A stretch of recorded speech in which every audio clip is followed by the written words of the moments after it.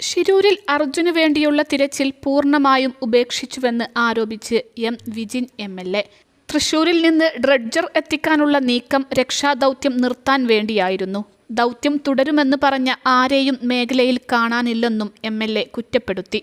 ജില്ലാ ഭരണകൂടത്തിന്റെ ഭാഗമായ ഒരു സംവിധാനങ്ങളും കരയിലോ വെള്ളത്തിലോ ഇല്ലെന്നും MLA പറഞ്ഞു.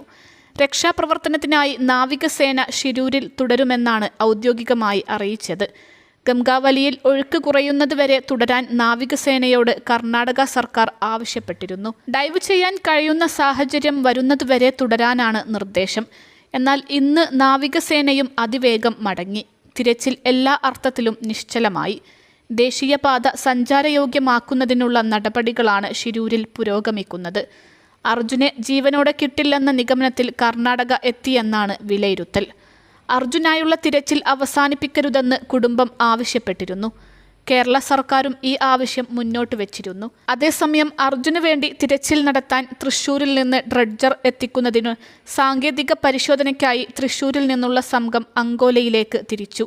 യന്ത്രത്തിന്റെ ഒരു ഓപ്പറേറ്ററും കൃഷിവകുപ്പിലെ ഉദ്യോഗസ്ഥനുമാണ് കർണാടകയിലേക്ക് പോയത്.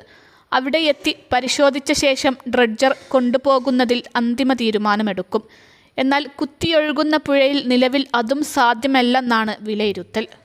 പൊങ്ങിക്കിടന്ന് വെള്ളത്തിനടിയിലെ ചെളി നീക്കാൻ കെൽപ്പുള്ള ഡ്രഡ്ജർ ഷിരൂരിൽ എത്തിക്കാനാണ് ശ്രമം. കോഴിക്കോട് പേരാമ്പ്ര മലയിൽ ഇൻഡസ്ട്രീസ് നിർമ്മിച്ച 2 ഡ്രഡ്ജറുകളിൽ ഒന്നാണിത്.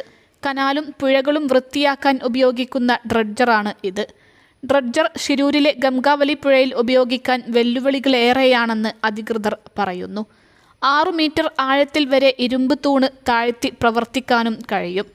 വെള്ളത്തിനു മീതെ പൊങ്ങിക്കിടന്ന് പ്രവർത്തിക്കുന്നതിനാൽ ആഴം കൂടിയ ഇടങ്ങളിൽ ഉപയോഗിക്കാൻ പ്രശ്നമില്ല.